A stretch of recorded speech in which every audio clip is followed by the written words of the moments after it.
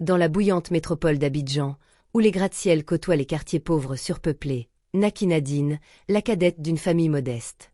Ses parents, Clémentine et Joseph, travaillaient sans relâche mais gagnaient à peine de quoi nourrir leurs 3 enfants. Clémentine se levait chaque jour à 4 heures du matin pour aller vendre des fruits au grand marché d'Adjamé, bataillant pour obtenir une place à l'ombre avant que le soleil ne devienne brûlant. Joseph, lui, passait ses nuits comme vigile dans un petit immeuble de bureau. Malgré tous leurs efforts, la famille vivait à 5 dans une minuscule pièce sombre, aux murs fissurés, dans un quartier envahi par le bruit et les odeurs. Nadine, la Benjamine, était une fillette vive, intelligente et pleine d'ambition. Ses parents la regardaient avec espoir. Elle serait peut-être celle qui réussirait à briser les chaînes de la misère familiale. Mais le destin semblait cruel. Nadine ne pouvait fréquenter qu'une école publique délabrée, où une seule maîtresse devait enseigner à plus de 100 enfants dans des classes étouffantes. Pourtant, elle persistait. Chaque soir, elle s'asseyait sous la faible lumière d'une bougie pour réviser, rêvant d'un avenir différent. Mais plus elle grandissait, plus ses rêves s'éloignaient. L'université? Impossible. L'argent manquait. Ses aînés travaillaient déjà pour aider à payer le loyer, et c'était à son tour de contribuer. À 19 ans, Nadine abandonna ses ambitions scolaires et accepta un emploi de femme de ménage dans la résidence luxueuse d'un milliardaire ivoirien, Franck Quadio.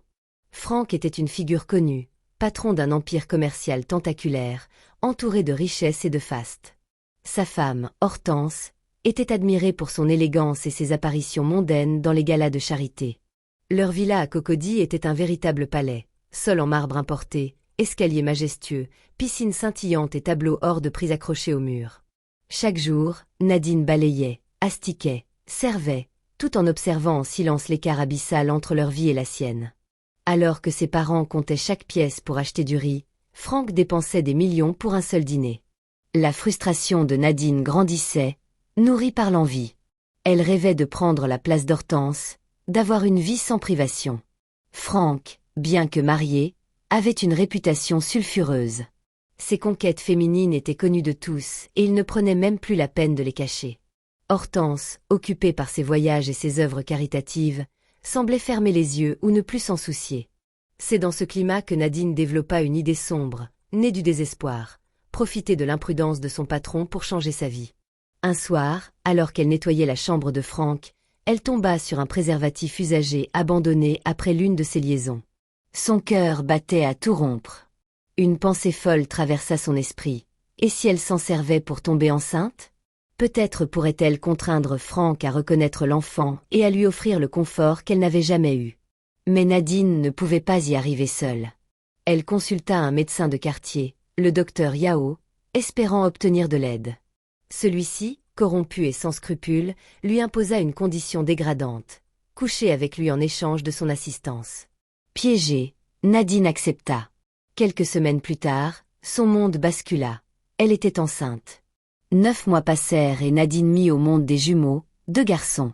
Sa famille, d'abord choquée, vit vite en cette naissance une lueur d'espoir. Clémentine et Joseph espéraient que Franck, en apprenant la vérité, prendrait ses responsabilités. Mais lorsque Nadine annonça la nouvelle à Franck, celui-ci éclata de rire. « Quoi? Tu veux me faire croire que ces enfants sont les miens? Je ne t'ai jamais touché. Va raconter tes histoires ailleurs. » Humiliée mais déterminée, Nadine persista.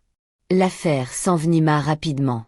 Hortense, la femme de Franck, découvrit la rumeur et, folle de rage, alla confronter Nadine chez elle, dans son petit appartement délabré. « Écoute-moi bien, » lança Hortense, glaciale. « Mon mari ne sera jamais à toi, et tes enfants ne feront jamais partie de notre famille. Si tu continues, je t'écraserai. » Mais Nadine ne céda pas.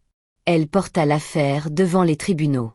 Le docteur Yao, impliqué, truqua les résultats ADN et soudoya un juge. Le verdict tomba. Franck fut condamné à verser 15 millions de francs CFA par mois en pension alimentaire. Le milliardaire était anéanti.